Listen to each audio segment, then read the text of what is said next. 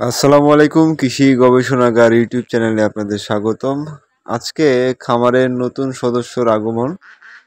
তো এটি হচ্ছে তোতাপুরি এবং হচ্ছে যমুনাপাড়ি ছাগলের ক্রস, অর্থাৎ ফুললি তোতাপুরি ছাগল হয়নি, কিন্তু গায়ের রংটা তোতাপুরি ছাগলের পেয়েছে। তো এটি আজকে রানীগঞ্জের হাট থেকে ক্রয় করে নিয়ে আসলাম।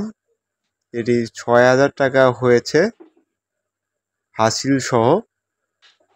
তো ছাগল কেনার ক্ষেত্রে যে বিষয়গুলো লক্ষ্য রাখতে হবে সে বিষয়গুলোই আমি আপনাদের মাঝে তুলে ধরছি।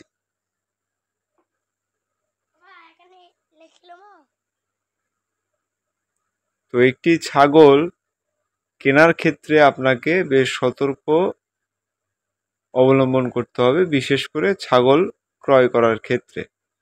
সাধারণত ছাগল বিক্রি করতে আনে অনেকে টাকার অভাবে, অথবা অসুস্থ ছাগল বিক্রি করতে আনে অনেকেই।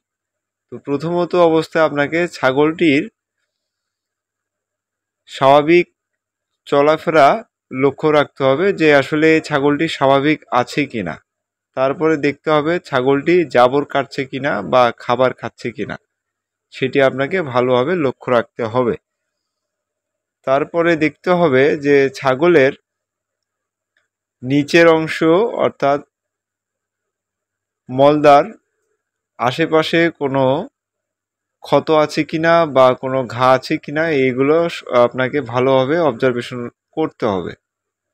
আরেকটা জিনিস হচ্ছে এর পায়ের খুরগুলাও আপনাকে ভালোভাবে লক্ষ্য রাখতে হবে যে খুরে কোনো খুর বড় বা খুর ফাটা আছে কিনা, এটাও আপনাকে দেখতে হবে। কারণ খুর যদি অতিরিক্ত বড় হয়ে যায় সেখানেও কিন্তু নানা ধরনের ব্যাকটেরিয়া এবং পায়ের সমস্যা হতে পারে। এর খুরের সমস্যা হলে একটি ছাগলের কী রকম সমস্যা হয় ডিসক্রিপশনে লিঙ্ক দেওয়া থাকবে, ভিডিওটি আপনারা দেখে আসতে পারেন। আর ছাগলের চোখ ভালোভাবে দেখবেন যে এরকম স্বচ্ছ পরিষ্কার আছে কিনা। অনেক সময় দেখা যায় যে অনেক ছাগলের চোখের কোঠায় ময়লা থাকে এবং নাকে যদি সর্দি থাকে তাহলে বুঝতে হবে ছাগলটির ঠান্ডাজনিত রোগ হয়েছে।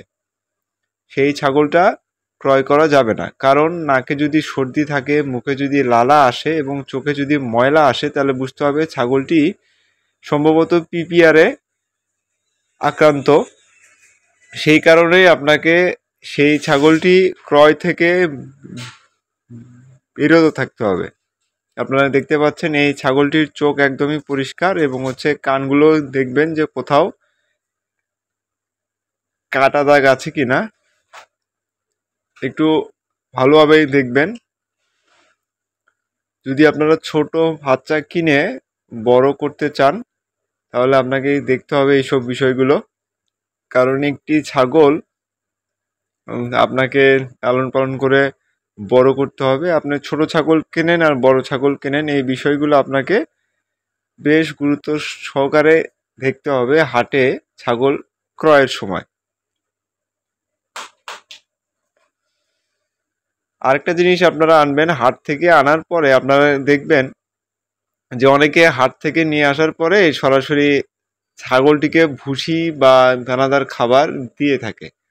প্রথম অবস্থায় 1 থেকে 2 ঘন্টা কোনো খাবার দিবেন না, তাকে সবুজ ঘাস অথবা পাতা খাওয়াতে দিবেন।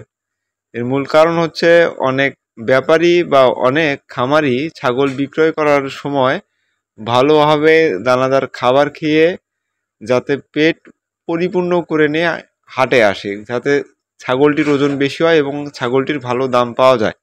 সেক্ষেত্রে আপনি যদি নিয়ে আসার পরে আবার খাবার খাওয়ান তাহলে তার পেট ফেঁপে যেতে পারে এবং বদহজম হতে পারে। যদি একবার ছাগলের পেট ফেঁপে যায় সেটা কিন্তু খুবই একটি চিন্তার বিষয়।